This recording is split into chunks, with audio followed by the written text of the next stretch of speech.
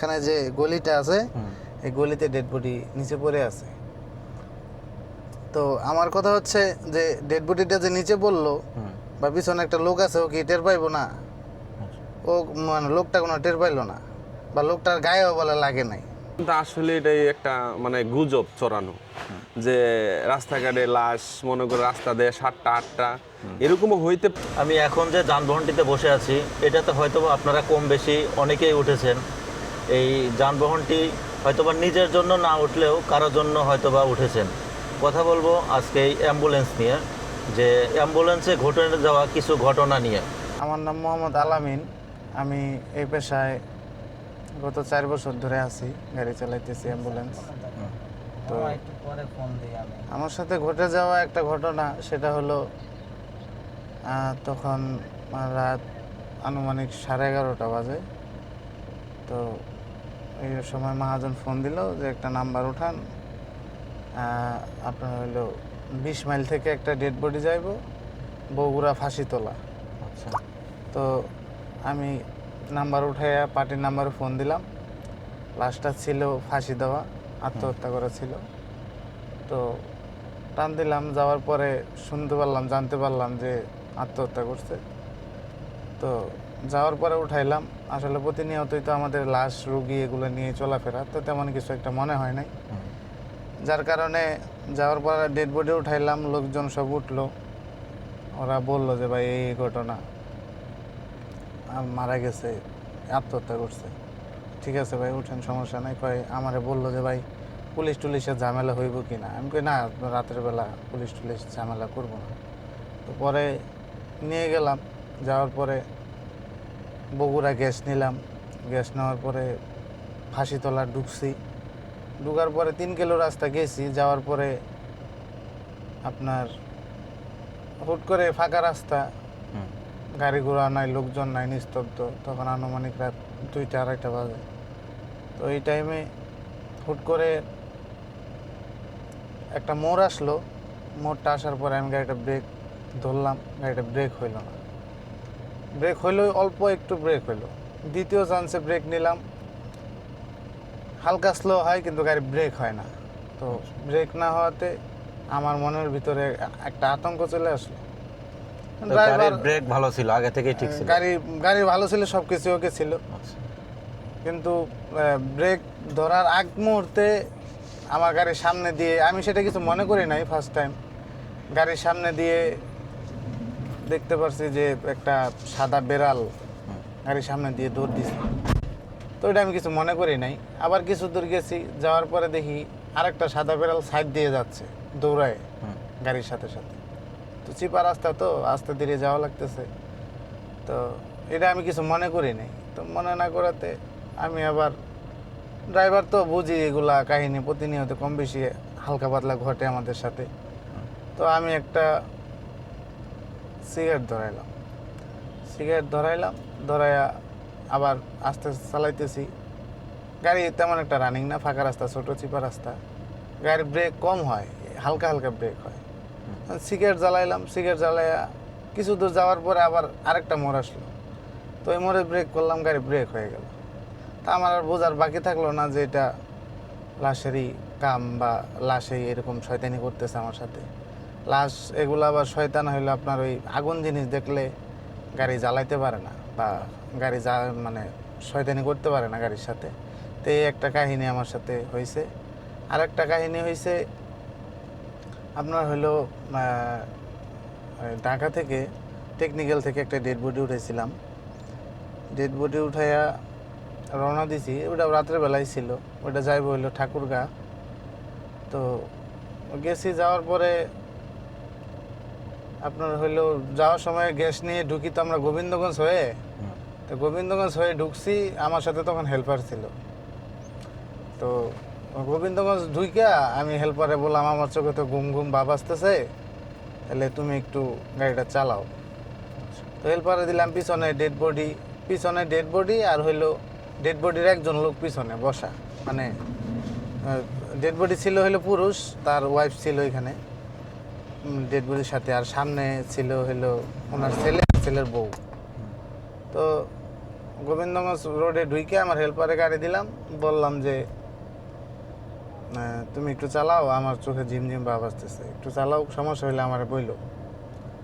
তো এরকম বলতে আমার গাড়ি দেওয়ার পরে আমি একটু বাম পাশে বসলাম, বৈশাখ কিছু দূর যাওয়ার পরে ওরও তো চোখে ঘুম, আমার সাথে তো ও যাক না, যার কারণে কিছু দূর যাওয়ার পরে আপনার হইলো দিনাজপুর রোডে ঢুকছি। হ্যাঁ। ওই টাইমে ছোটো ছোটো দুটো বিট ছিল, আমার হেল্পার মাইরে দিল। মাইরা দেওয়াতে তেমন কিছু হয় নাই, মানে হালকা একটা ঝাঁকি লাগছে গাড়িতে। তো ওই ঝাঁকি লাগার কারণে আমার আবার হুট করে চোখটা পিছনের দিকে গেল। আচ্ছা। পিছনের দিকে দেখি যে আমি ডেড বডি স্ট্রেচারে নাই। তো নাই আমার হেল্পার ছোটোখাটো মানুষ, ওকে যদি বলি যে পিছনে ডেড বডি নাই, হুট করে যদি বলি ও একটা আতঙ্কে গাড়ি এদিক সেদিক করে ফেলতে পারে, যার কারণে ওরা আর বলি নাই। আমি পিছন দিকে তাকায় দেখি যে ডেড বডি মানে স্ট্রেচারে নাই, পিছনের লোকও বসা, ঘুমাচ্ছে সবাই, রাত বাজে 3টা। ডেড বডির সাথে যে লোকগুলো ছিল তারা ঘুমাচ্ছিল? একজন লোকই ছিল, ডেড বডির ওয়াইফ ছিল, কান্নাকাটি কইরা ঘুমাই গেছে, কখনো বলতেই পারে না। তো রাস্তা তো অনেক দূরের রাস্তা, কতক্ষণ আর জায়গা থাকবে, কতক্ষণ বা কান্নাকাটি করবে। তো এক সময় যাওয়ার পরে ওই বিট হালকা ছোটো ছোটো দুটো বিট আমার হেল্পার মাইরা দিল।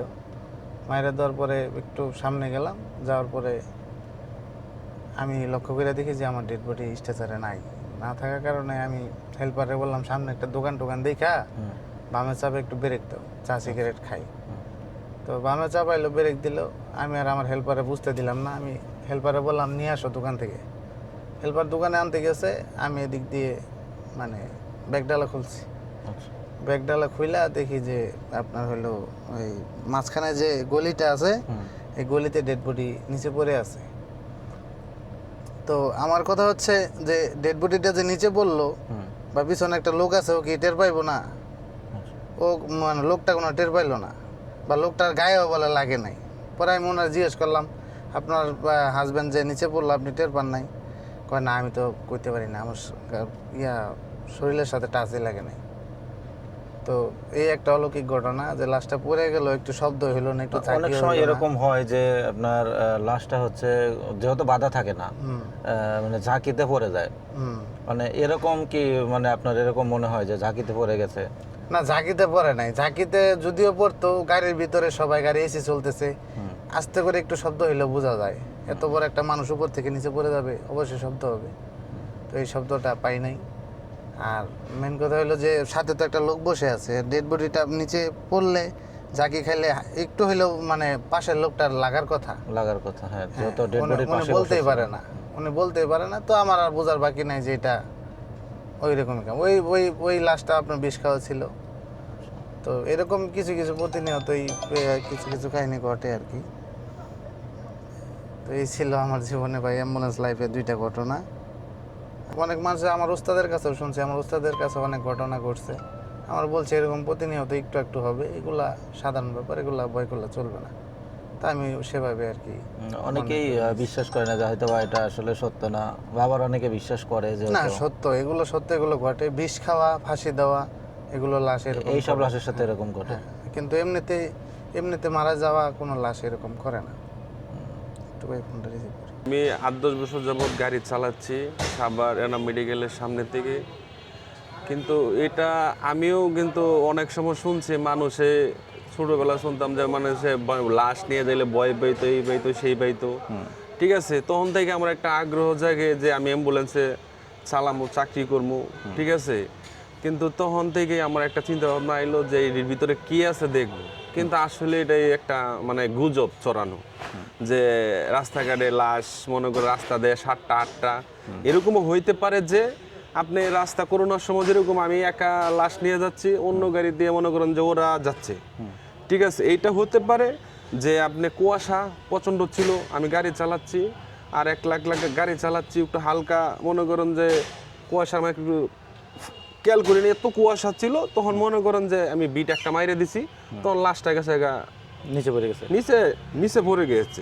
আমি যদি কই দি ভয় পাই যে আমার লাশটা তো নাইগা, মানে মাঝখানে একটা লুকিং গ্লাস আছে, এটা দিয়ে দেখি ফলো করছে না এগা, তখন আমি গাড়ি ব্রেক করছি, আমি অবশ্যই লাশটা পড়ে গেছে।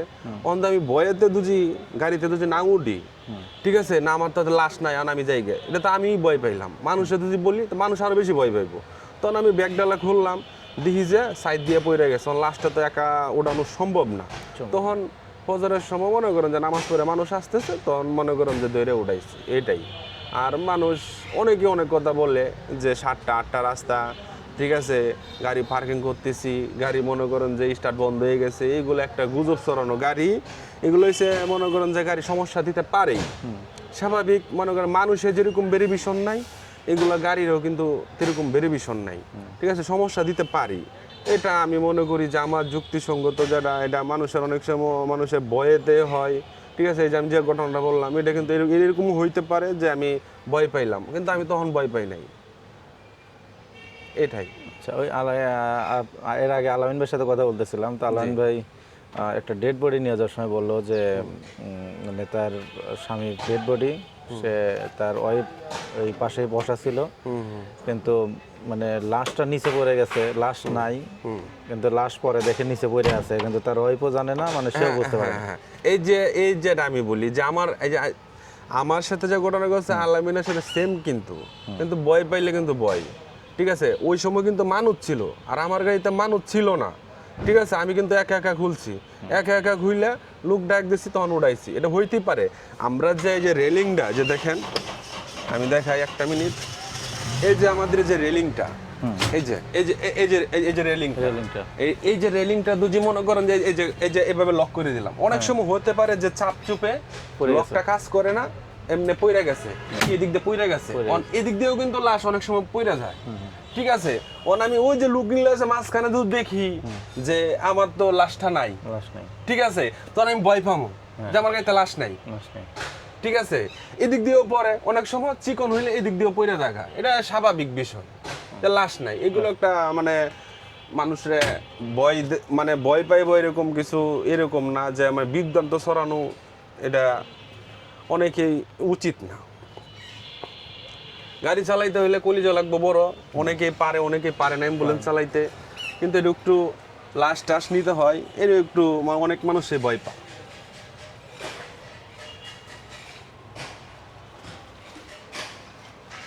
তাহলে এগুলো হচ্ছে মূলত ভয়ের কারণেই হয়। হ্যাঁ হ্যাঁ, আপনার মনের ভয় বড় ভয়, মনে যদি ভয় না থাকে তাহলে কিছুই না। আচ্ছা, আরেকটা বিষয় হচ্ছে মানে এগুলো মানুষ বলে যে আপনার যদি কোনো ফাঁসিতে কেউ ফাঁসি নিয়ে মারা যায়, মানে কেউ সুইসাইড করে যদি মারা যায়, সেক্ষেত্রে নাকি এইসব লাশের ক্ষেত্রে না না না না, আমি মনে করেন যে সাভার মর্গে যেগুলা হুসম্যাডাম হয়, যেগুলা ফাঁসিতে মারা যায়, অনেক সময় অনেক লাশে নিয়ে যায়, কিন্তু 8-10 বছরের ভিতরে আমার সাথে এরকম কিছু হয় নাই, ঠিক আছে। আমি অনেকের ড্রাইভারের মুখে শুনি, ঠিক আছে, এই মানে লাশ নিয়ে যাচ্ছে, তখন মনে করেন যে হঠাৎ করে গাড়ি স্টার্ট বন্ধ হয়ে গেছে। কিন্তু এরকমও হইতে পারে যে মনে করেন আপনার গাড়ি প্রবলেমের কাছেও, মানে গাড়ির প্রবলেম হয়ে গেছে, স্টার্ট বন্ধ, আপনার খালি গাড়িতেও কিন্তু অনেক সময় হয়ে যায়, এটা স্বাভাবিক বিষয়। এগুলা আমার জানা মতনে আমার কাছে কোনো সময় হয় নাই আল্লাহর রহমতে, আর কোনো সময় মনে করেন যে আমি ভয়ও পাই নাই। আর যারা মনে করেন যে অনেক সময় ভয় পা, এটা তা আমি বলি যে তোর মনের ভয় বড় ভয়, মনে যদি ভয় না রাইখা সুন্দরভাবে গাড়ি চালাবি, রিল্যাক্সে, কোনো সমস্যা নাই, এটাই।